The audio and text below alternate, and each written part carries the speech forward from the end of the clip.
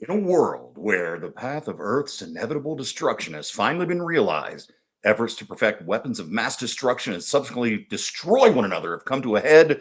The most powerful countries are engaged in an all out nuclear assault.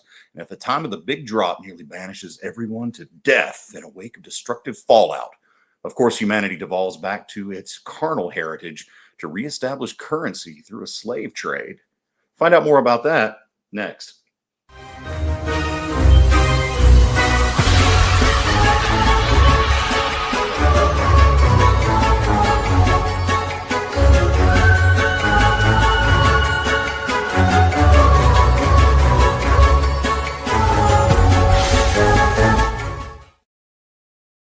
All right, welcome back, everybody. That was really fast. Hey, Mr. Nope, how you doing?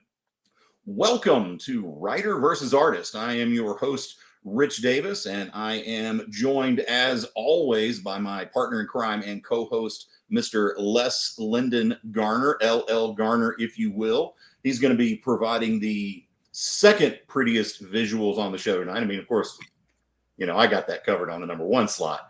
But we're also... You're literally a turd. But I know, right? So, hey, we're also going to be joined by Braxton Cosby, who is the writer of... Hey, Braxton, how you doing, man? Braxton's going to be talking a little bit about his book, Broken, which I gave you kind of the intro to that during the cold open. I'm looking at the pages right now, and I really dig it, and I like what I'm reading of it.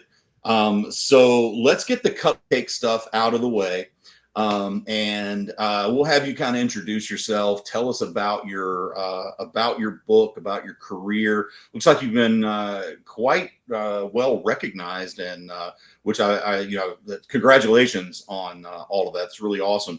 And then once we get through that, I don't know if Jeff warned you about the concept of the show or not, but we're going to get into some really uncomfortable questions about the process of creating a book. So you're a writer, correct? You don't do art. You're a writer, yeah? Excellent. Okay. Jake, I can't hear Braxton. Is he on my mic? He looks unmuted back here. It might be on his side. Okay. Are you good now? There we go. Got you, man. All right. Got you. Glad you're there. So yeah, the whole point of writer versus artist is to playfully pit writers versus artists to explain the process, see how the sausage is made. And, we're not really interested in the canned, super polite politician answers. We want to get real. So, we want you to really talk about what it's like to work with different artists and to, get this made. I'm a writer. Les is an artist. So we're going to likely come at you from two different angles here, and we're going to have a lot of fun. So remember, it's fun, it's honest. And let's get to it. So introduce yourself. Tell the audience all about you, man. Yeah, so I'm Braxton Cosby. I've been writing since 2011. I've written over 20 novels. Just finished my 21st. Be coming out in February of next year. I like series, so I've got a couple of series I've done. I've done some superhero series with the Cape. I've also done obviously the Broken series, which we'll talk about today. I've done Steel Rain, which is a bounty hunter series. And I've also done a science fiction series with young adult, and that's the Star-Crossed Saga. So back in 2014, I decided, after being published by a couple of publishers, I decided to just do things on my own. And I went into business of publishing. So I've published over 30 authors with 60 different titles in ebooks, audiobooks, and paperbacks under my publishing company, Cosby Media Productions. We consider ourselves a small press publisher. We also have our own imprint for comic books called Star Child Comics. We opened that back in 2021. And since then, we've published over 12 issues of comic books, ranging from fantasy to science fiction to dystopian, and of course, superhero, because we've created our own superhero universe with me and 5 other authors, kind of bringing all of our heroes together. and we call it the Cosby Media Productions Dedicated Superhero Universe, which is the CMPDSU. So that's in a nutshell what we do, and we're having a great time just continuing to tell stories the way we like to. And we're a hybrid publisher, so we publish our stories in both novels and comics. So some people may come in and start reading the story like a Broken, which starts off in a novel, but it ends up changing and going book 2 is the comic book, then book 3 is the graphic novel, and so forth. And we do that quite a bit, just giving people a different experience in the storytelling that we offer them. Yeah, I like that. And, you know, my background started in screenwriting, and then I graduated into writing comic books. Mm-hmm. And one of the things that I found and what made me think I could write comics is that the skill set needed to write a comic book is much more similar to writing a screenplay than it is a novel. Mm-hmm. So how does that work when you're, you know, adapting a prose novel to a comic book or a graphic novel? That's fascinating. Yeah, I tell you, it's an amazing experience because I started off as a novelist. I had knocked out like maybe 10 books by the time I got into screenwriting. I did what you did, and I started getting into screenwriting. And you know, always taking intensives and being part of writers groups and stuff like that down here in Atlanta, and really learned the process of storytelling through 3-act structure. So that became my bread and butter. That was my foundation. And I wanted to take that same structure and put it more into my novels as well. So I started doing that, incorporating 3-act structure, going down my whole outline of a beat sheet, and getting that novel captured in an outline first, and then kind of digging into it and making sure it has all those the rhythm of the storytelling with the inciting incident, midpoint, and all that great stuff. And unfortunately, I couldn't break out of that. So after writing like 5 screenplays, a couple of short stories, I decided to dive into script writing for comics as well. And I had a fantastic book that I picked up called The Art of Comic Book Writing. And it said, hey, 3-act structure. I'm like, ooh, this is going to be a real big challenge, because now you're going from, 90,000 word novel to, screenplays, depending on what genre you're writing. It's either 90 pages for horrors and comedies, or 120 if you're lucky for adventure or science fiction stories. And then now you're condensing again to put 3-act structure into maybe a 22, 24 page comic with the different rules of writing for panels on pages, splash pages, and the same thing. I'm still trying to stick with 3-act structure in a comic book, and it's a maddening process because of all the challenges that come with those panels and the angles, and you become a little bit more than just a writer at that point. You become the director, of photography, you become everything. You're the editor, you are everything in one place. So as fascinating and wonderful as that process is, it's also mind-numbing and quite challenging, because you want to make sure you hit that rhythm and you don't lose that. And I've talked to a lot of comic book writers, and they're like, man, I would never try to do that. I just kind of tell the story I want to. But for me, just the way I'm wired, if I find structure that works, I like to do that, because I want to give people a complete read. Whether you're reading a novel, you're reading a comic, or just listen to an audiobook, you need to have a complete experience. And I stick to that. And I feel like when people get through reading one of my comics, they feel like they've gone through either a movie or they feel like they've read a novel, because they've had a complete experience. And even if it ends a little open-ended, that leads you to another, whether it's the book, we're going back to a novel again, or we're moving into a comic or graphic novel, I feel like that experience has been completed, and you feel full after you've digested the story that, I've given you. Yeah. Hey, Les, I think it's a good point. Good. He set something up for you to delve into there. Sounds like Braxton is kind of like you said, you're the writer, you're the director, you're the DP, you're all of that. What's it like for you as an artist to work with a writer creator who is so hands-on and in-depth like that? It really depends. For me as an artist, so there's a couple of different angles I personally approach things from, and it really has to do with setting up a relationship. So sometimes I'll work with people and it's very cut and dried. they're like, yeah, I'm going to write what I want you to draw exactly what I draw, do exactly what I tell you. Done. Okay. I mean, I'm professional, I do the job. And if that's the relationship they want, then I'll do that. That's never the one that I enjoy the most though. Mm-hmm. It's like hired gun. Okay, cool. Half pencil, will draw, done deal. Next. But if they really want to get the best work out of me, which I would hope most of the time people do, and when you're dealing with artists, I think that's the thing you want. Getting them like not necessarily involved in the story, but like if a writer comes in and they can go, okay, here are some areas that I don't necessarily have fleshed out, because I don't care how in depth the writing is on something. There's always some place where the writer is like, yeah, the person does X, Y, and Z, and they describe it in kind of glossed over terms. Mm-hmm. It's like whatever that stuff is that the writer doesn't want to be super specific about. I encourage writers to give the artist some room to play. And when I'm starting that beginning relationship with a writer, if it's a writer who will give me kind of room to breathe like that, it'll always go better. Mm-hmm. Always. And then, from there you've got relationships more like yours and mine, Rich, a lot of times where it's very collaborative.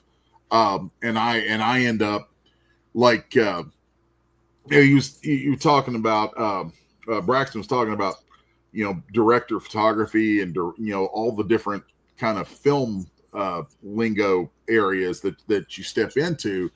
And I'm very much of the opinion that a good comic book artist is possibly a director, definitely a DP, definitely a director of photography, mm-hmm.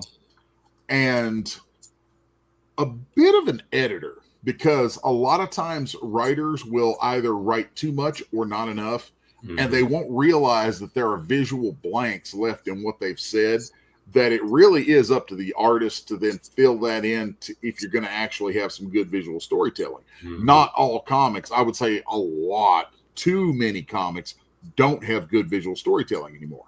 Right. But if you want good panel to panel storytelling, being able to have some leeway with that, letting the artist have some room to breathe, to help fill in gaps or things, and having a good dialogue with them is really key.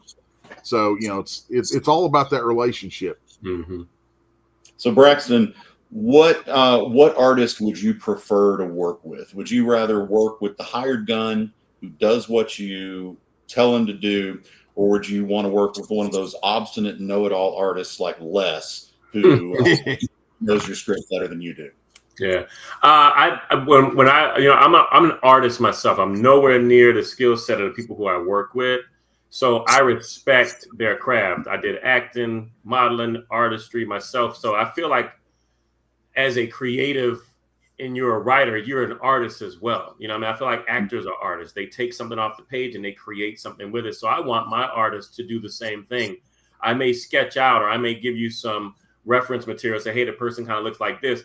But I am picking you because I'm trusting you with taking those characters and that world I'm building and making it your own so that you're comfortable. Because to his point, the best is going to come out of people who you trust and who are going to have that autonomy to really take it. So if I work with artists, I don't work with comic book artists. I want to see people make art on my pages. Those panels, each one of those panels has to stand on their own. They have to convey a story, whether it's visually or even with dialogue or sound, special effects and things like that. So it has to stand on its own.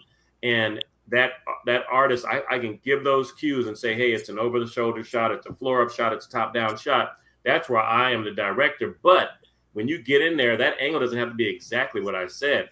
It's going to be how you feel it fits the panels. And I love when the artists really stretch and they have some people bleed out of the panel sometimes. I've worked with different artists who are very much, if you give them, say 6 panels on the page, they want to give you 6 rectangles perfectly lined up. I'm like, hey, let's get some movement, make those have some different angles on those panels. You can have a trapezoid, you can have a circle, however you feel the flow goes. And one artist who I just worked with recently, who was doing the next the next issue of A Still Rain, she had a really good eye where a lot of stuff bled over, and it kind of took you to a place of just visual moments where there really weren't even any panels anymore. It was like the characters were just standing out, and you can see they were having a dialogue, but they didn't have to necessarily be in the same plane. And I like that she played around with that quite a bit, And so I'm all about letting artists just kind of run wild with it, but I'm going to give you as much input as I can, and how you take that and put that into the pages is really up to you. If something goes a little weird and I get the pencils or the inks back and it's like, I might say something, but I've been blessed that in the 8 issues of comics that I've written, I guess I picked the right artist, because it always comes out exactly how, if not better than what I would have visualized. Yeah, see, that's a great thing. And you'll notice Les and I, we're gonna snipe at each other and break each other's balls all the time, because we love each other. We work together so well. And I mean, we have these fierce knockdown, drag out in our creative sessions. So but never forget, I win. Well, see, Les, I win because I get the gorgeous art that goes into the book. So right. I mean, that I'm a winner. I like picking on Rich. Oh yeah, it's awesome. I see, and that's Les and I are going to hit on this so many times on this show. Having a relationship between the writer and the artist is the most important thing. Because Les is to the point now where he sometimes knows what I want him to draw before I know I want him to draw. That's good. And I know I've got the same vibe from him.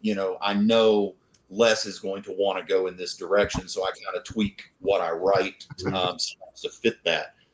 You hit another really good point about writers are artists, actors are artists. That's something that it's hard for me to remember, and sometimes I think in the comic book industry, especially when we refer to illustrators as artists, it kind of takes a little bit of the cachet away from being a writer. And, on some level, it kind of implies that the writer isn't an artist. So have you ever been in a situation, or maybe it's a regular situation with you, where, you feel like you're being overshadowed by your artist, or your artist isn't respecting your creative abilities on the project as much as you would hope that they would?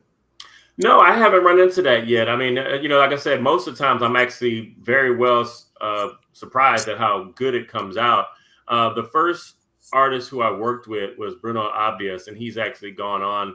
I got him on the cheap at that point in the beginning. Now he's gone on. He works with DC and Marvel. I think he's done Superman. He's done who was the other one I saw? Oh, Cyborg from DC. Nice. And he is amazing. So like and it was a great opportunity for me to learn from him. I'm writing these panels, my first comic with the Cape, and he just took these panels and just did something else with them. I'm sitting there like, man, you could actually make comic book pages like that, based on what I gave him. So I learned that, you do want to challenge artists too. I've got some writers who don't challenge artists. They say, yeah, I just put 2 panels on this page. I got a splash page here. I'm like, your story is lacking, because now you don't have opportunity to tell a story. You got to get that story in there. And it does have to flow. It has to be congruent. It just can't be a whole bunch of small little panels just so you can get some words in. You want a nice flow, which is why the 3-act structure just helps me kind of keep everything in alignment.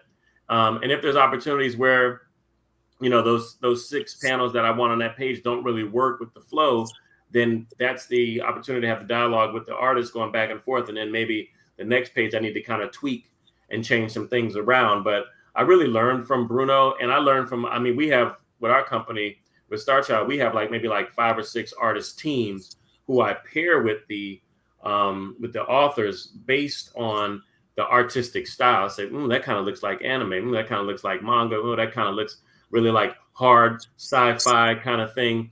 I worked on the first issue of Steel Rain with an artist named Daniel Max, and he had that kind of gritty look to it, which is what I wanted to kind of bring out the first time around with Steel Rain. And then on the second issue, like I said, I found another artist. She offered me something that was different, and I went with that. Nice. Real quick, we had a question. Les, what is it you're drawing over there? I am doodling around with the character Lyra from upcoming Angel Hunter stuff. So nice. Okay, well, I can brag because that's it's one of my characters here. Lyra is an absolute badass. She's the captain of the Angel Hunter Corps from Angel Hunter. By the way, Braxton, Angel Hunter is a seinen manga inspired story. So if you guys are anime fans, she's kind of like Levi from Attack on Titan would be a very good way to put her. And Les SF, which is one of our most awesome viewers. We got a lot of you guys out there, and thank you for coming over from Welcome to Wonderland to join us here on Writer versus Artist. But he wants to buy your sketch when you're finished. So very cool. Well, I'll tell you what, because I'm doing this digitally, but if he would like, I will. Because this is how I work a lot of times. Is I will do the underdrawing digitally and then print it on blue line paper, and then take that and do traditional inks over it. Cool. So yeah, it's something you want, just send us a DM, or you've got my email. So email that, I'll get it over to Les, and we will work that out for you. And I'm sure Les will get you a price on that. Les, that might be a good angle to add to this show. Is when you do your sketches, people might want to buy them. Mm-hmm. I'll tell you. I mean, I'm transparent as hell, man. I'll tell you straight up. When I'm doing sketches on with Mog and Mel, which you know Mog and Mel, right? Oh yeah, for sure. Yeah, I do stuff with Mog and Mel, and they auction them, and the auctions usually start off at $100. Okay, that's great. So Braxton, you keep hitting on the 3-act structure. Mm-hmm. So for our audience out there that's that aren't writers, can you talk a little bit about what the 3-act structure is and why you choose to go that model? Because there are other models you could use, and how does that work into telling your story across not only a comic book but a series of comic books. So a graphic novel, because you kind of have to write for both. You've got to write an issue that has a satisfying beginning, middle, and an end. Right. And you have to have an arc for your graphic novel that has that same thing. And if you're doing a whole big series, you've got to have that huge arc. So what is the 3-act structure? Why do you use it, and how does it work? Right. The reason I use 3-act structure is really, it's always comes down to the hero story. It's really just about that journey of the hero. How do we get the audience to connect to that hero in some way that feels that feels satisfying to even go on the journey with them, right? And what are the challenges I'm going to put that hero through as they go through this journey? And then how satisfying is the ending? So that really does kind of overlap all of what I'm writing in a series. When I wrote my first trilogy with the Star-Crossed Saga, it was that I had the beginning, I had the end, and I had to write the middle, So that was 3 different books. You had to still, so I knew in book 1, the beginning here, this is William's journey, what's going to happen, the inciting incident he decides to take. And then when he makes that decision of taking on that quest, then how did that first book end to lead us into the second one? And then what's the next thing that William's being challenged with? What is his next objective in book 2? And how does that end? And then when I get to book 3, we know the overall story arc has been talked about before. Do we now change it up? Do we now throw some curveballs in there to kind of keep the reader on the edge so that they're always anticipating something different, possibly? So the entire story arc is really, really done well and formulated, and keeps me behaving, that I stick with my outline by having structure. If not, I'll just start running off the tangent and have a lot of great ideas And I run into writers a lot at these conventions that I go to when I'm, have my stuff there, and they come to the table and go, oh man, I got this great idea for this story. I started writing it, but I stopped. I said, well, why did you stop? Oh, I don't know. I got stuck. I said, do you have an outline? They go, no, I probably need to do that. I'm like, that's why you're stuck. Yeah. You have nowhere to go, So you need that outline. You need to have some structure and some format. And 3-act structure is tried and true. It was where we got the Odyssey from. That's where everything started, And it's crazy to me because I work with a lot of people who are in Hollywood, and it's like you look at a story or a movie. And my cousin used to teach screenwriting at USC. He actually taught Ryan Coogler, and he was like, I cannot tell you, after I got so much into this 3-act structure, I stopped looking at a lot of film and TV because people were just running off the rails, and he just couldn't follow it. He knew what his mind wanted to see, and when it would just go left, he just stopped. It was just, he couldn't do it anymore. He couldn't digest it anymore. And I get that now. And I tell my wife, I'm like, we'll be looking at something, I'll be going, oh, okay, here, that was the inciting incident. Okay. And I start to see a script rather than a film anymore, And I try to annoy her with it because I know how my mind is working. I just want her to look at it and enjoy it or not. But for me, it really just makes me behave, and it keeps me on track. And and when I really got into having my outlines done with 3-act structure, it was like, boom, I would just be able to get everything I needed out of that story. And I feel like I got it all out. And where I needed to make my adjustments, I could always go back in because I know my pacing was off. Mm-hmm. So it sounds like to me that you are very much an architect. You write versus a gardener. So I'll put this out there. It's a concept that came up in several of my screenwriting classes. I want to get your feedback on that. So the strength of an architect is that their plots always deliver. You always get to the point that they hit.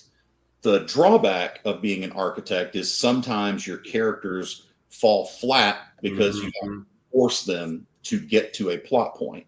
Right. The gardener's strength is that the characters always feel real and natural, but as you said, sometimes they can't get to the damn point.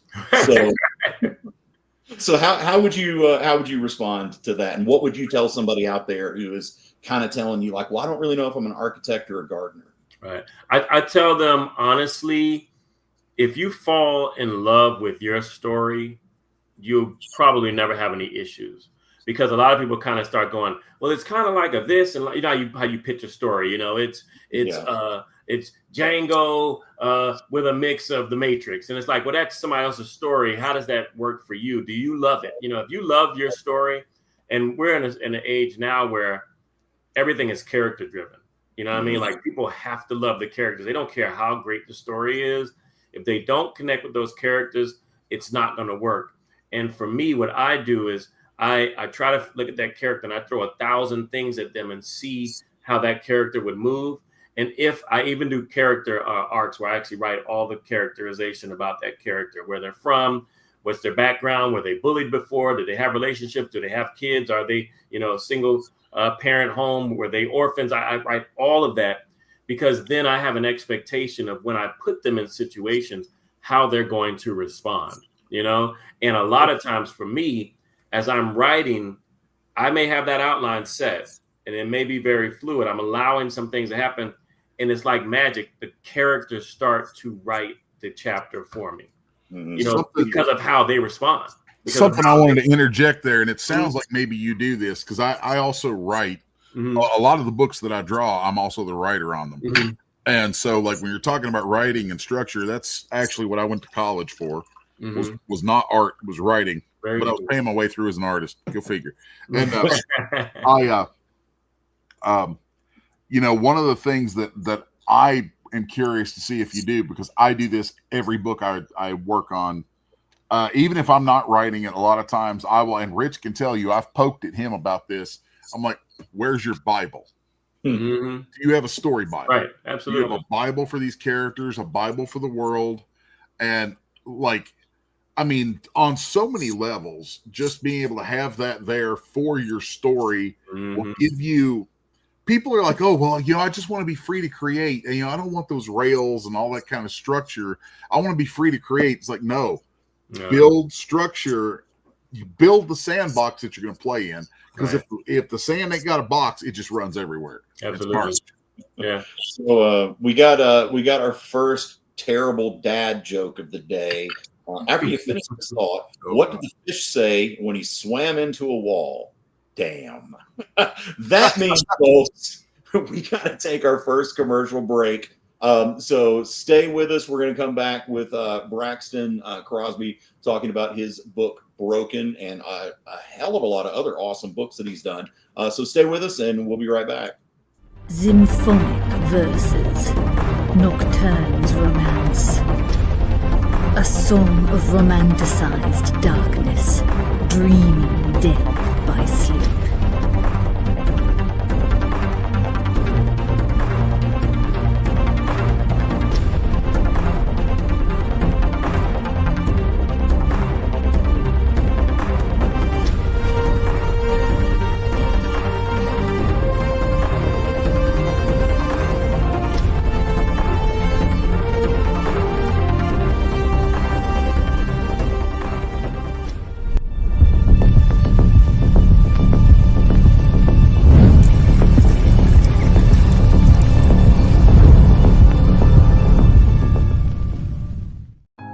Hey, did you know that you're invited to an art gala?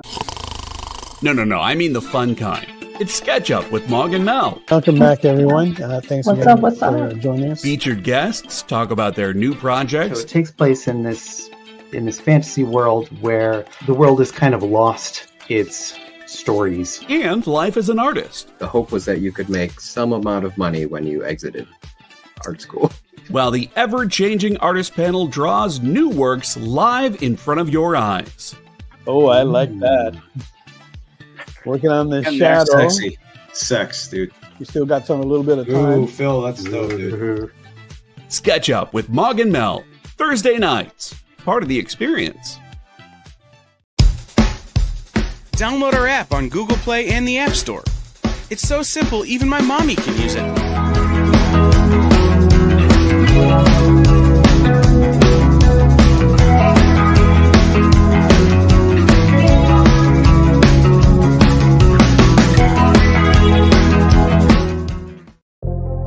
In a world where you hit like and subscribe on our YouTube channel, that'd be really great, thanks.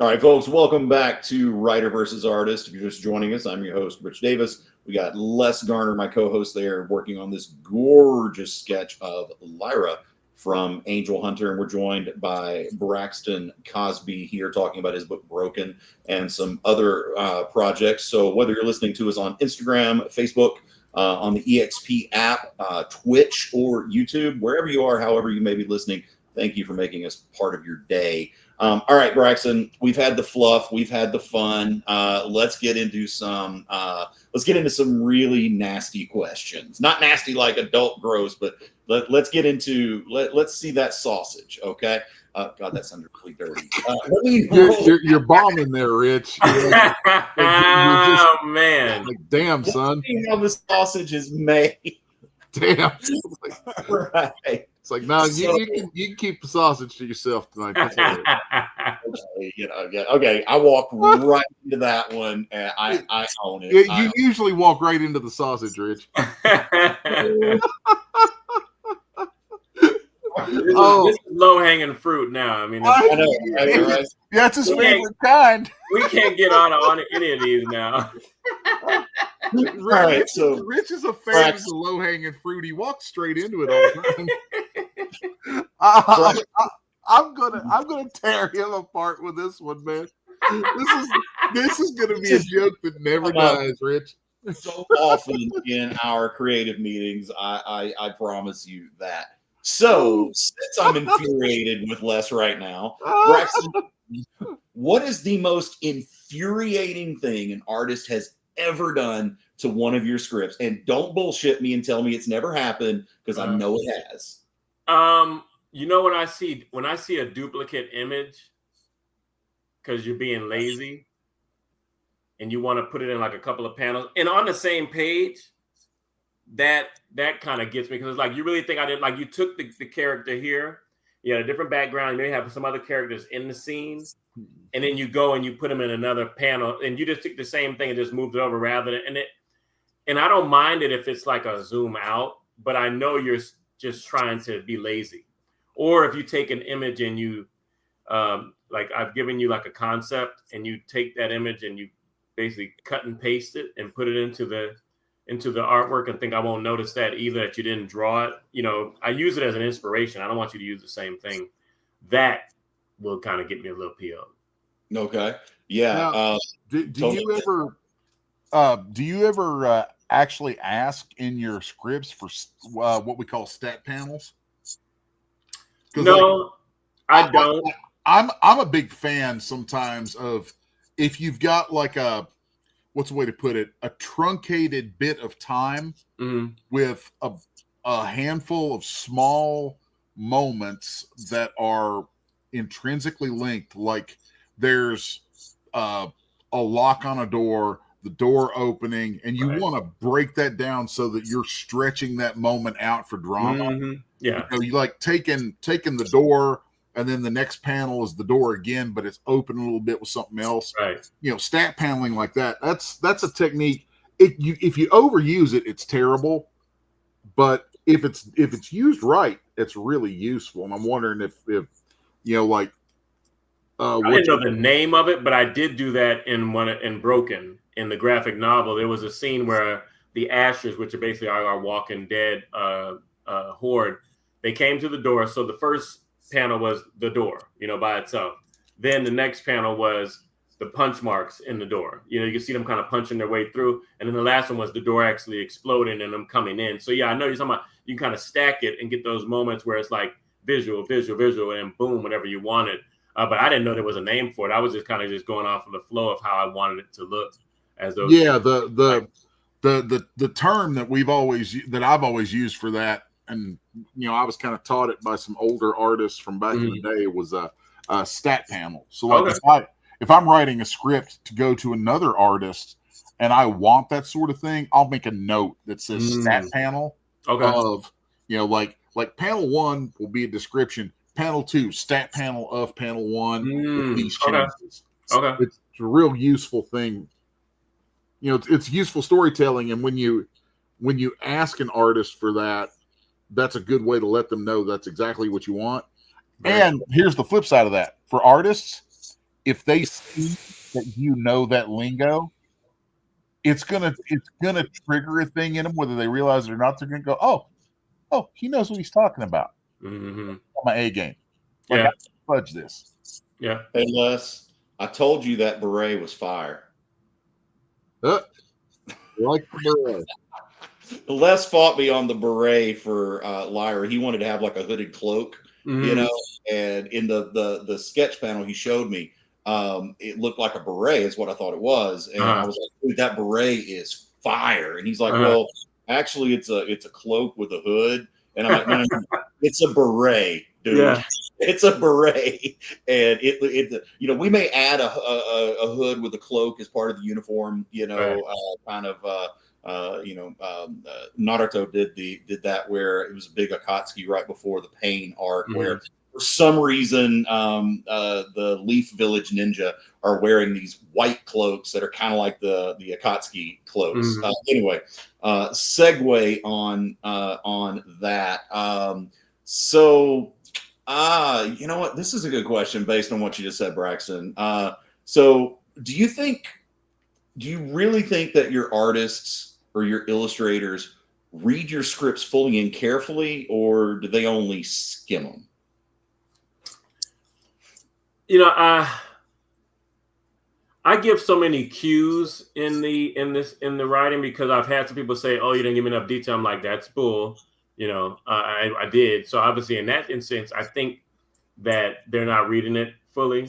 So I try not to leave anything to chance. I even talk about positions of characters in panels. This one, if there's 3 characters, this one's on the left, this one's in the middle, this is on the right in the panel. They're facing the panel. They're looking away from the panel. They're looking at each other. You know, I give all the cues, and then I don't care how you fit it all in, but I do tell them sometimes some of the panels are dialogue heavy. So I say, make sure you leave room at the top or at the bottom for this person to have this kind of a monologue, you know.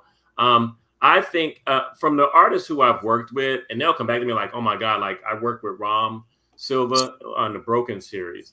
And Ram just had a great artistic look to his characters that I wanted to bring right over and I wanted that same kind of vibe for the Broken series. And Ram is always telling me like, man, I love this story. This is great. Like he's telling me things that he's seeing and he kind of bouncing ideas off each other. I think for the most part, for the artists who I've worked with, they probably do read it, but they may just read it when I give it to them. Because some artists I don't know if you give the whole comic script or if you kind of work with it. And I like a little bit of a flow. Like if I give you 5, I want to see how it's flowing. And I've already got my outline, so it doesn't matter, you know, what you do with it, because I can kind of move things around, poke at it, stretch it out a little bit. And like even the latest graphic novel I'm working on now was supposed to be 50 pages, but I ended up stretching out to 65. Nice. Because I was like, there's some other elements I want to grab in here now, you know, and I don't want to force this. I want it to have a natural flow. I want it to have that nice pacing that we like to have as writers, where nothing feels like it's crammed, and then boom, I cut it off, and then I'm done just because it was 50 pages. You know, no, I know I need a little bit more juice here. See, Les, I'm not the only person who does that. That's actually something that, like, as an artist, I dig that because I you know, that's that whole freedom thing. Yeah. But I tell you, I'm very business minded about all this stuff because I've been doing this for 32 years. Good for you. And at this point, like, I'm like, okay, how many pages is this book? How many pages is the book? Right. And, you know, like, and most of the time, people that I work with, you know, like when I'm talking to a publisher, they have like regular page counts. And so there's a structure that ends up happening because you've got a page count. And you know, we're in a weird position with this as an art form now, because the most of the existence of comics, it's always been, you got 20 pages, you got 24 pages. Right. That's what you got. Work with it, make it work. Right. So it's still jarring for me because I come up from that side of things. It's jarring for me when people are like, well, I think I want to add a few pages, Rich. I don't know who does. I think I want to add 8 more pages, Rich. I think I want to add 10. Can we insert 2 pages? That's how I get it, though. I get it. I've learned, if I tell Les, hey, I want to jump from 77 pages to 120, he freaks out. But if I say, hey, you know what? We just need one more scene. Let's get 4 pages. Well, here's the thing that is incumbent on the artist, because the artist is also typically, I call it a page manager. Right. The artist is working out the way things flow from page to page, the composition, all that stuff. And then if a writer, Rich, comes back and is like, oh, we need another page right there. Well, guess what?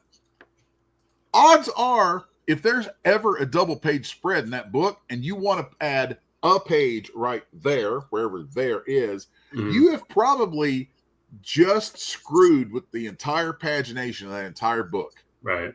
And it's like, oh, so you want 2 pages there because that's what you're going to have to add. And you know, like it's just a fact of printing that, oh my God. And Rich isn't the only writer who does it. There's numerous writers who do this. And I'm just like, every time it happens, I'm like, oh God, not again. Right. Because then I have to juggle the art and juggle the pages and figure out. And it really is aggravating. Like, if you're trying to get the thing done, you know, like if you've got an open-ended budget and open-ended time, sure, do whatever you want. Right.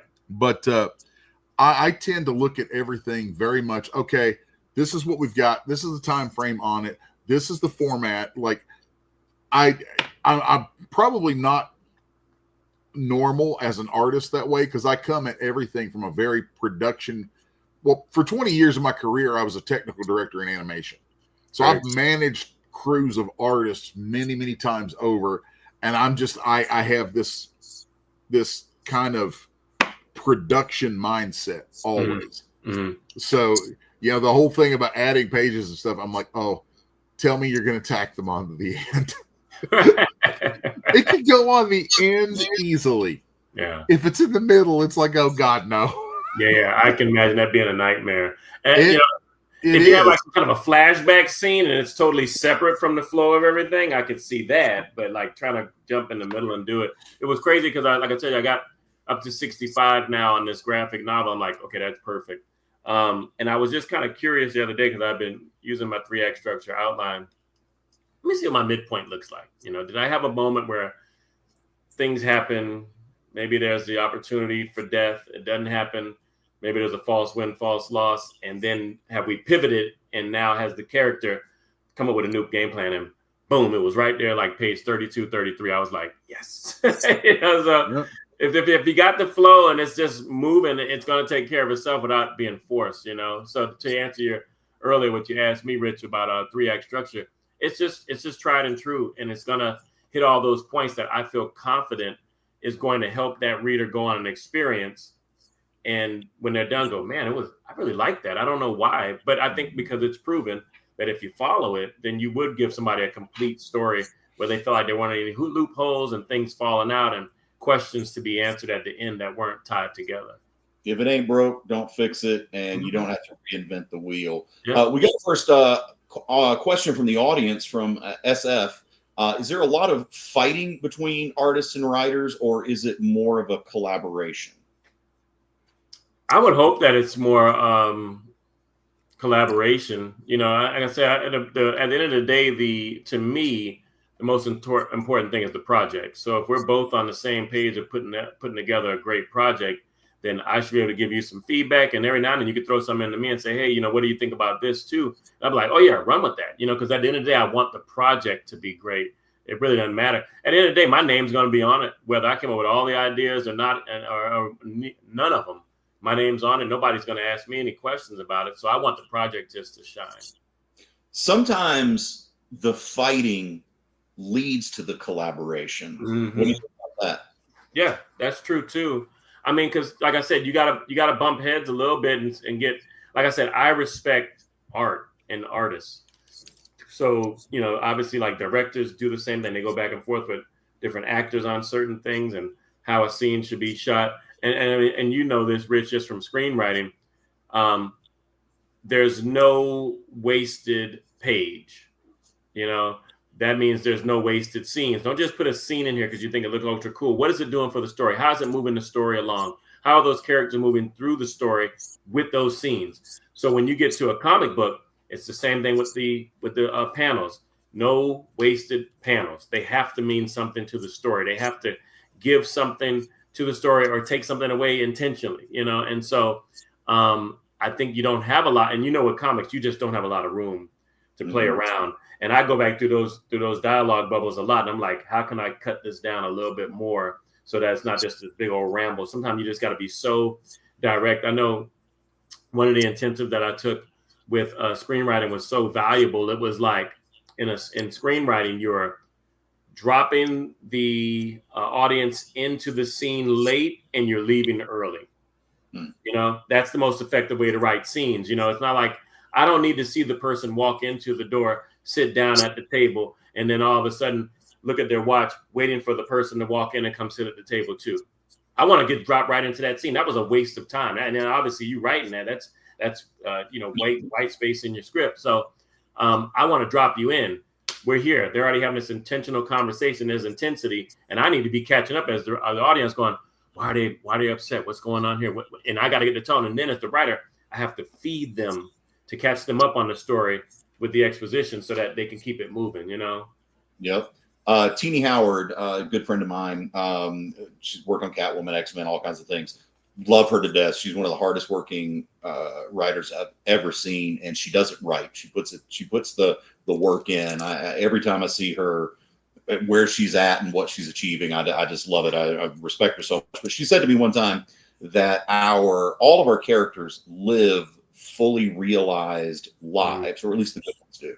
But we as writers choose the moments from their lives to put on display. Right. That's good. Yeah, I think that goes along with what you're saying about, every moment counts. There's no wasted scene. There's no wasted age. Have you ever butted heads with an artist who wanted to waste a page or wanted to waste a panel just because? Yeah. Hey, this is cool?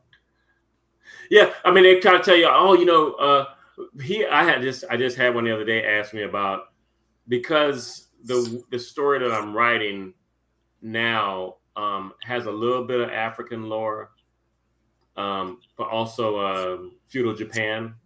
Mm-hmm. And then they're from Africa. So they tried to say, hey, you should put some of this stuff in here about the African gods at this scene. This would be great. And I was like, that's just not the tone of the story, Yeah. Maybe another time. And what I do is I always just try to be as diplomatic as possible. And I'll say, a good idea, but we'll probably do that with the next one. Even if I have no intentions of doing it. Don't take away from the authenticity of the story to make something else fit because it looks like it might be really cool. I want to stay authentic to what the story is and what the intention of the character is going to bring to that story. Nice. So guys, if you're just joining us, I know this is only our second show. The name of the show is Writer versus Artist. And what we do is we pit writers versus artists in a fun and playful way to kind of see how a book comes together. So, while Braxton is here talking about his newest book, Broken, and some of the other wonderful things that he's done. I've been, looking at the press kit here. It's really cool, man. We're also, we're hitting. I'm nudging him a little bit to kind of get those real answers. We don't want the spice on the writer. spice must flow. So, Braxton, I think this is a good one. If you could remove one sacred cow belief artists have about themselves, what would it be? And get real. No. Les is gonna kill you when you say it, but get real. I think if I was to be in the mind of one, I would think that the way I see this character is better than the way you see it. Okay. Right. I can see like that beret versus the hoodie. I think the beret is great. This character kind of reminds me of the one. What's the one from Street Fighter? Cammy, right? Cammy.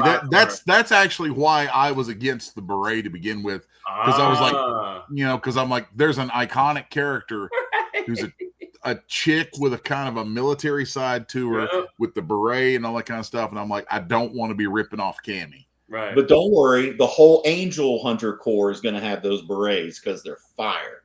That works. Which now means I've got to draw dozens of damn berets. Like, great. Well, hey, it's horses, right? Oh my God! Don't get me started on horses. Don't get me started on horses. For those of you guys who don't know, Les did 3-4 books in a row that were incredibly horse heavy. And he said to me, he's like, I don't ever want to draw another freaking horse again.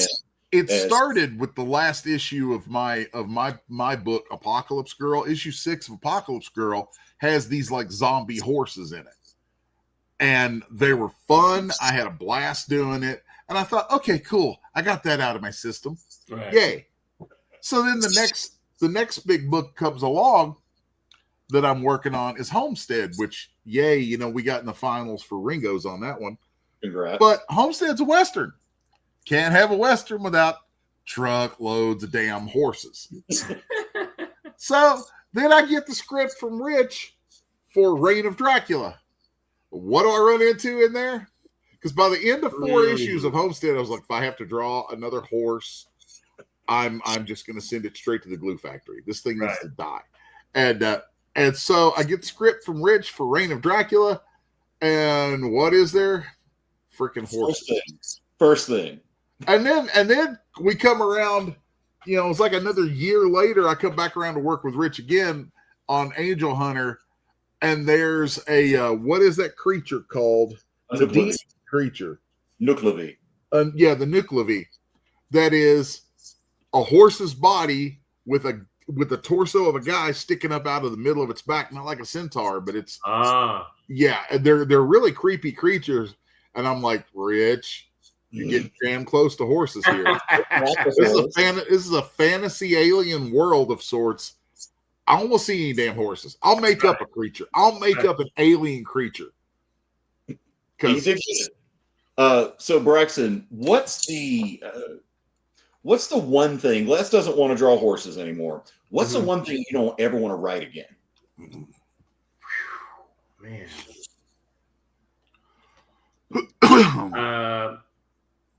I would seriously stray away from autobiographies again. Okay. I did a 3-part series, and they were great stories. Gail Devers, ex-Olympian, I co-wrote her autobiography. I did another guy who was a secular artist that went gospel route and did an amazing job, winning like a Dove Award and all that. And I did the first Black NASCAR driver. Those are great stories, but what we did is we had to have like a little mix of, they were like historical fiction where you give me your whole narrative of your life, and then I put the fictional glue in there to kind of bring it all together so it flows, again, in that 3-act structure. And writing somebody else's life is challenging because you come back to them every now and then. Hey, read this, see what you think. Then they come back, well, I don't know, my dad kind of wasn't really like that. It was like splitting hairs, and so, yeah. So it's not your baby. You know what I mean? And so you are taking the details of somebody's life and they're going to say something about it. It's different, like the historical fiction I'm writing now, where this person is dead, gone, and I'm just taking all of the facts about their life and I'm adding the fictional glow to them. Like if there's these big fight wars that went on, how did this character get there? How were they involved in it? And how did they get through the fight? No details. Okay. I'll write a fictional prose in that, And so that's fun. That's been an amazing experience for me. But autobiographies for anybody, I've had people come in, hey man, can you help me write my life story? I'm like, no. All right. You got our second dad joke. What kind of dinosaur loves to sleep? Well, now all of them. That's our second commercial break. We'll be right back. FOC, a comic industry term for the final day a new comic can be ordered by a local comic shop. So, what does that mean to you? Well, it's your last chance to order a new comic book from your local comic shop. Order up! The FOC show will go over every book that's about to be cut off every Friday afternoon. I'm going to highlight some of the stuff that I think is really worth paying attention to, so that you can put in an order at your LCS for as many copies or as many variant covers as you want. Sometimes the store needs to know to up their orders. Never miss out on a popular comic again. Order up, part of the experience. Sure, comic books are beautiful, but underneath, there's something more authentic and exciting. The original art. See the pencils, the lines, the shading, as if you were there in the studio watching the artist work. Getting a peek at comics' backstage is easy with the original art experience. All right, Friday night, guys. Thank you for being here. Could be doing anything. The fact that you're here means the world to me. Nick's pieces are always value priced with your budget in mind, for the beginning collector to the veteran. And this is gorgeous. You got Aquaman and Mira. Join the original art experience with Nick and our friendly crew of regulars, even if it's just to enjoy the art. Fridays at 7. It's all part of the experience. We know you probably get a lot of emails, but could you please make sure to sign up for our mailing list? We don't send a lot of emails, and we try not to bother you. We just want to give you the best information about all the cool stuff that's going on around here. Sign up on our website, theexplive.com.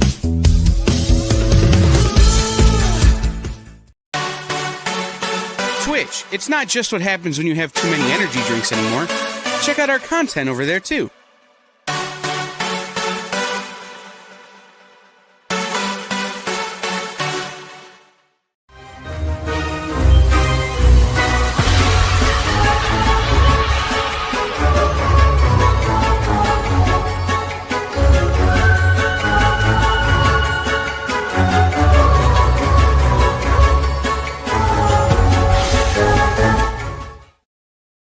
Welcome back, everyone.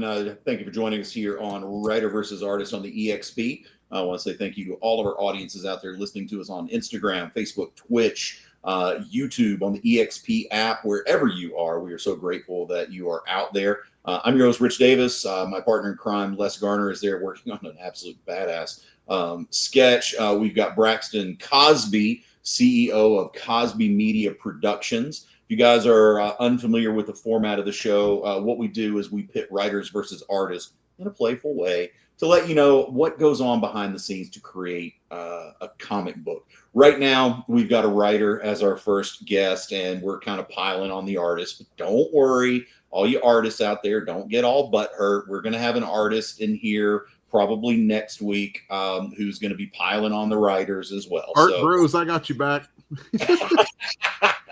So, let's see. Braxton, have you ever been embarrassed by something that an artist has done with your script? No. Like I said, I think having a good relationship with folks when you're working with them, I really do give a lot of trust to it. So I'm like, hey, I want to see this in this scene.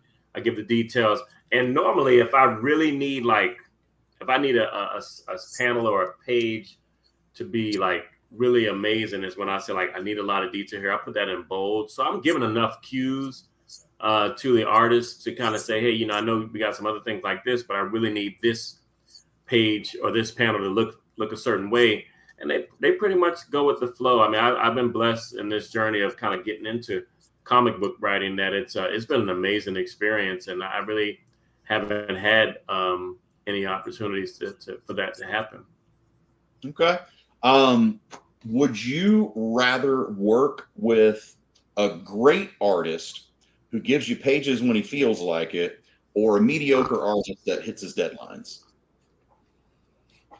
Give me the mediocre artist anytime, because I'm telling you, when you're sitting around, listen. I have had some artists who have gotten sick, who have went missing for a week, and you can't, you're trying to DM them and they're not coming back around. You're like, okay, I'm halfway through this project, and I'm automatically thinking, all right, if I was to flip, get this other artist to come in and finish this, I'll change the story and say it's like a dreamscape now, where now the art is going to look different for a reason, and I can just scratch them off. I've gone that far, So So when he said, as a writer, you'll never lose. I just feel like that. Somebody could steal your story, your idea, whatever, but you're a real writer. You're always going to have another idea coming. So it's not like you don't hurt me by stealing my idea, because I've got 10,000 more of them coming right up the pipe, See, great artist who drops stuff kind of whenever versus a mediocre artist who's on time. That's a trick question, because a mediocre, a great artist doesn't do that. Mm-hmm. Oh, look at him scramble to cover up his people over there. No. I'll actively throw an artist under the bus for that. Because you know how hard I work to turn out the volume of work that I do. Oh, hell yeah. You never miss. When I hear other artists talking about, oh, well, I only got a page done today, or I only turned in 3 pages this week. I'm like, what the hell are you doing? Right. What, how many hours of the day are you actually working if you're not turning out the pages you need to turn out? Right. I'm like, and the artists are going to get mad at me for this one. Bust your artist's chops on that. Don't let up on them. Make sure they get their work done. Right. Because the most important thing, at least in my experience and my point of view, the most important thing is being able to keep a schedule. Because it's just like a film. it's not just one department or one person. It's a, if you don't have your pages in time, you are holding up, you may be holding up a writer, you may be holding up a letterer, you may be holding up a colorist. There's all of these people, these moving parts who are working on a script, or your publisher might be waiting to to send it to print, and you've got deadlines to hit because it's going to go to solicit, and then it's got to ship to stores. And if you're a pro, you can't be late. It messes it up for everybody. So Braxton, I'm like you. I would rather work with an artist who has mediocre pencil skills, but can get his work in on time, than a great penciler who just does it when he feels like. So let's see. Here we go. What drives you absolutely crazy about the artist fan base versus the writer fan base? I think like giving all the credit to the artist, like not really understanding that, without the story, you don't have anything. It is what it is. I mean, and my thing is I always fall back to story. Like I've gotten to the point, like I was that audience member, that reader, that just, if you gave me a bunch of fluff and it shined, that was it. I just needed to see it. If I could see it, I'm very visual. If I could see it, I was happy. That was it. Story could be mediocre, but if the visual experience was fantastic, I was good, And so now I'm just I'm so connected now to the story. I need to see a story. I need to get to the meat of what I'm actually experiencing, and I'm going to fall back to the story now. So my thing is to try to make sure that how many elements and layers of this story can I write, can I create, to really take that person on a journey, that when they get done either reading my novels, my screenplay, or even if they check out the comic, that they feel like they went on a journey that was worth their time and their money, And so a lot of even what I look at on TV, I'm like, okay, interesting, prospect. Let me see what it's about. I'm looking directly at story. I just want to see what somebody's going to give me that's fresh, that's new, that's going to intrigue me and keep me dialed in to say, okay, I want to look at another episode, just to see what they do. I don't, the fluff is not going to be enough for me anymore. That's why, like I say, with Star Wars, you've already got me because I love the world that Lucas created. Now, what kind of stories can we tell in that world?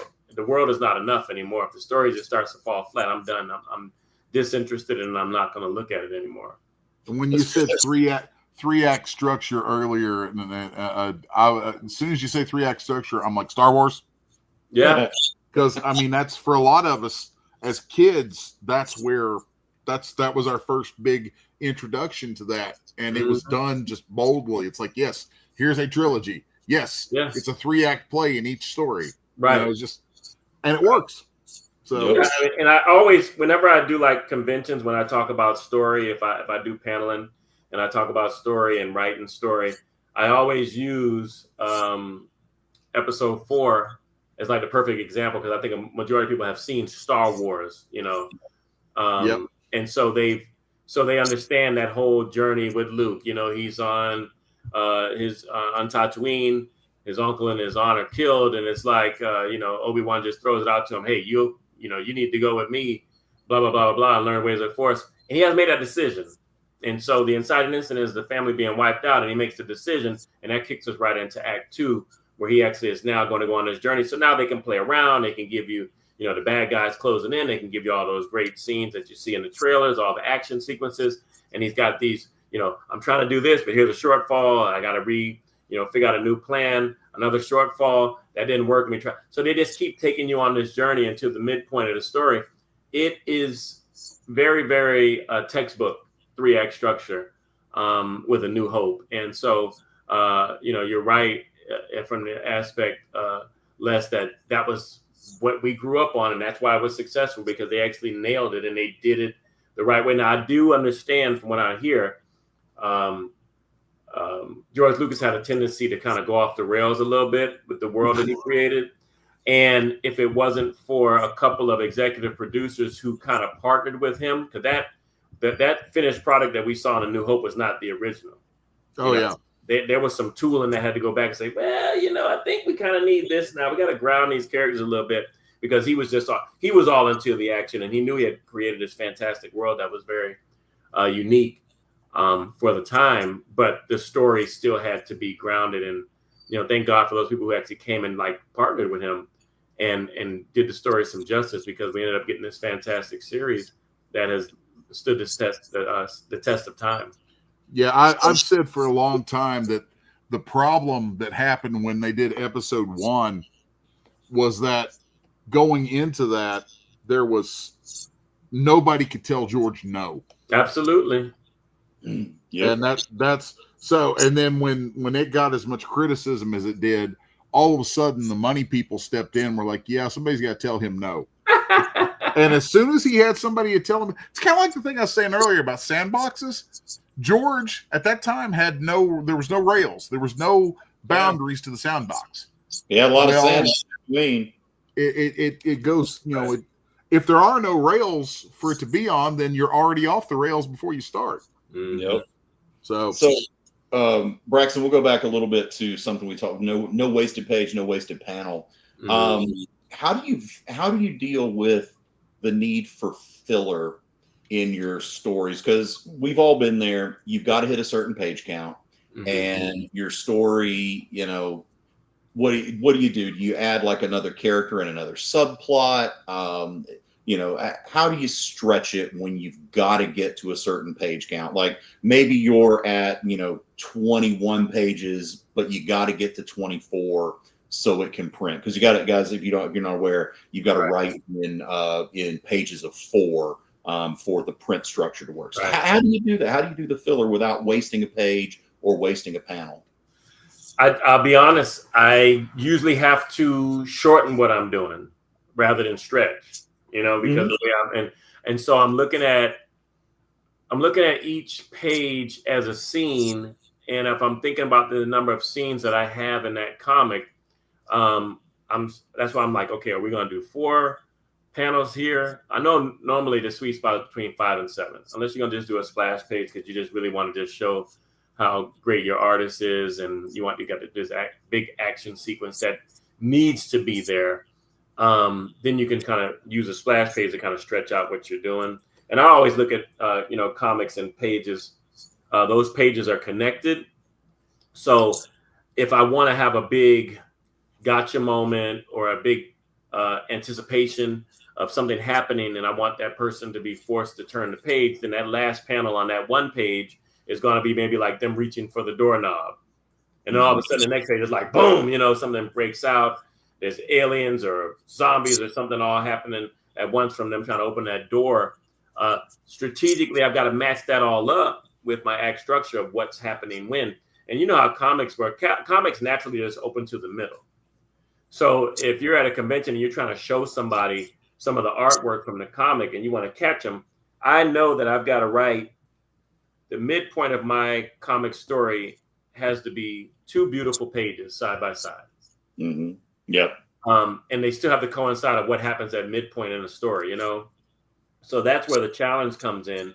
But normally, like I say, if I've done all that hard work and I've already got that structure in place, my midpoint falls exactly where it is, I'm probably thinking in my head like, oh man, how am I going to wrap this up before page 24?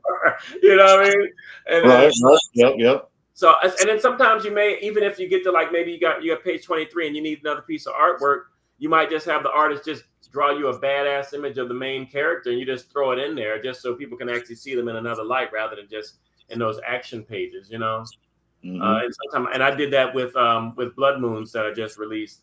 It was like we had art of the 4 characters, and I knew going in I was going to show this art that was already there for the characters. So I knew I'll probably aim this one around maybe 17, 18 pages, because I always still have the other stuff where if you want to go and read more on the characters with the related stories, then I need that one page there with the QR code. So I know the like I say, the architecture of the comic. I know where things are going to kind of fall anyway. I know I've got those pages that are in there for the printer to put them all together anyway.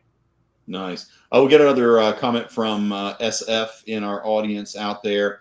How easy or difficult is it promoting at conventions? And I want to add a sub question to that. And how hard is it to get your artist to help you promote the book? Conventions is not hard. You're at the table. People walk by. Hello. You know, you have to talk. I can't tell you how many times I go to conventions and like people are like, oh man, you're really over here killing it. Well, you've been sitting here for 3 hours behind that table doing, not even talking to anybody. And you think that your banner behind you or your artwork displayed on your table is enough to make people come over there. They don't know who you are. They have no idea what your story is about. But if you're talking, just make eye contact with people. You know, hey, how you doing today? Good. Oh, I like the t-shirt. Yeah, blah, blah. They come to the table. Oh, well, let me tell you about my story. And you just start having a discussion about it, you know? And I don't rely on artists to do it because at the end of the day, you know, they're not going to, they've gotten paid for the work. It's time for me to recoup my money. So I'm not worrying about them putting anything on social media or anything like that. If I tag them, most times they reshare it, you know, in a story or a reel or something like that. And I always give the artist their credit. I'll say, you know, written by, illustrated by, lettering by, inked by, you know, I give everybody their credit for working on the project, and, you know, people will share it, but I don't have any expectation. Once it's mine and that baby's wrapped, it's my work to talk about now. My job is to go out and try to sell this thing and convince somebody that they have the next fresh story that they've been looking for that they didn't even know they wanted. Yeah, I think that works well in a work for hire situation. But on a collaboration, don't you feel like if you're paying your artist or your illustrator to collaborate with you and they want the credit for, you know, a co-creator, don't you think they have an obligation to promote? Absolutely. And you know, it's no different from where I've co-written, like Infinity 7, book 1 was where we brought all of our superheroes. The first crossover was me, Kyle Champion, and Keyshawn Dodge. We had 14 superheroes finally crossed over into our own novel, kind of like an Avengers Assemble. We call our group Infinity 7. And in the second book, Kyle's characters had faded off, so it was just me and Keyshawn. But I'm going into that, if I'm putting my efforts in to try to craft a great story, and I'm, you know, kind of merging my character with yours, the expectation is that we're all going to be promoting once this thing comes out, because we want to hit the ground running. And so I don't usually partner with people who I can't see a body of work where I see them being active. I won't do that because I know it's just going to be me. Yep. All right, we're getting into, so we're coming down. We got about 7 minutes left on the show, so we're going to get into some really, really heavy questions here. Oh, Lord. Have you ever, Braxton, and you don't have to name names, but it'd be great if you did. Have you ever been in a situation where an artist took too much credit for the end result of one of your books, and how did you deal with it? That hasn't happened. Okay. I will tell you, one artist did want me, because they're in another country. They were like, hey, can you send me some free copies of the comic? No. And I have to ship it to another country. So I got to burn what I had to create it and get it printed. And then you want me to ship it to another country, which is going to cost me more money. And I've already paid you to do the comic. No. As the artist on book, I will tell you, I have drawn so many books for publishers that I didn't even get a comped copy of. That is aggravating as hell. Absolutely aggravating as hell. I'm like, at least shoot me a copy. I'll send you the PDF. There you go. I'll send you a turd. The arc, you can have it.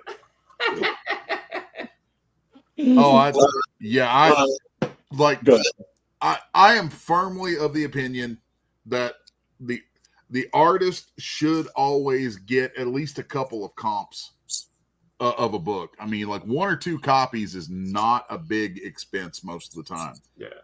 Depending on, I mean, now if they drew a 150-page book and you got to ship it around the world to some godforsaken hellhole that might confiscate the stuff, you know, yeah, they should probably cover the cost of that shipping. But, you know, here at the good old US of A, it doesn't cost that much. I'm like, please send me a copy of the book, you know.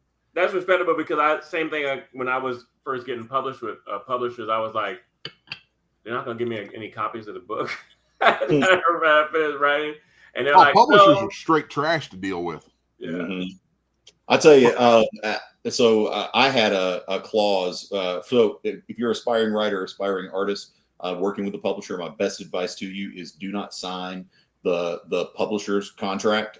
Have a lawyer and write your own, and then negotiate between that. But one of the clauses I always have put into my contracts is that I have the right to purchase as many copies of the book as I want at cost.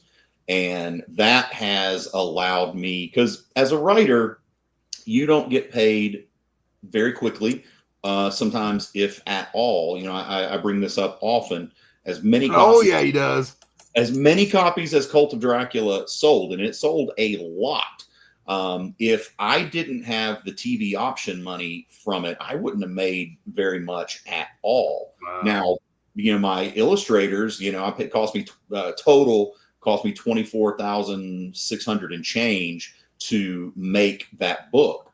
Mm-hmm. But we had the TV money, blessedly, and then we the rest of it I recoup at cons by selling copies of the book, the graphic novel, and all of those things. So again, my advice to you guys, if you're you know, for whatever it's worth, if you're aspiring to do this, work a clause like that into your contract, because it doesn't cost the publisher anything. It actually might save the publisher money, because you're bumping the print run up. If you say, you know what, I want 500 copies, or I want to order 1,000 copies, whatever, you know, you might actually be helping your publisher out. So, all right, we are coming down to, this is gonna be the last question, Braxton, and then we'll let you, we'll button it up with you, you know, just telling us about your stuff and where people can find you. So, final gut punch question. If you could say one brutally honest thing to artists as a group without sugarcoating it, what would it be? I will echo what Les said. Get the damn pages done. Yes. I'm like you, Les. I'm a hustler, man. If y'all knew how many things I did in one day, you wouldn't even believe it. I know that I've cloned myself by accident. I don't even know where that other guy is. Probably like two other guys running around here doing it. But my wife would tell you, there's nobody working harder to get this stuff done. I mean, when you got to print, you have to publish other people. You got to work on your own stuff. You got to plan cons. I still got my day job, you know, writing scripts, and you know, there's no days off. So if you're really serious about this, and you want to make this a business, and you want to be taken seriously, get the pages done and get rid of the excuses. Yep. There you go. There you go. All right, Braxton, it has been an absolute pleasure having you on the show. You're our first ever guest on Writer versus Artist, so we will forever remember you here. And thankfully, you're a great one, man. Really, really appreciate you being here. So tell us one more time all about your stuff. Tell us about Cosby Media Productions, and where can people follow you? Because I think you're going to have a lot of people that are wanting to hear more from you. Very cool. Dystopian. If you guys like Broken, this is book 1. Book 2 is the comic book. Ram Silva did an amazing job on the artwork on here. Colorist is Luis Caballero. He does an amazing job with the art and the design and the color and everything with the lettering. And the graphic novel is the 3rd one. This is 50 pages unbroken. So this is counted as book 3.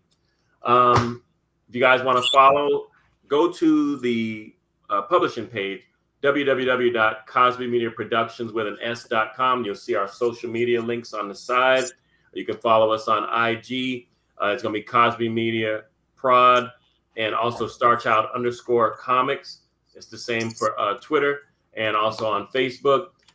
You can just click through all the tabs. We make things very easy to navigate if you're into reading novels and comics. right down the middle, we'll have the genre of writing that we have, whether it's poetry, whether it's fiction, whether it's fantasy, science fiction, all of that stuff. You just click and you can hit. If you don't want to buy directly from us with some of the options that we have in our store for Star Child Comics and our related novels, there's links that take you to Amazon or Barnes & Noble.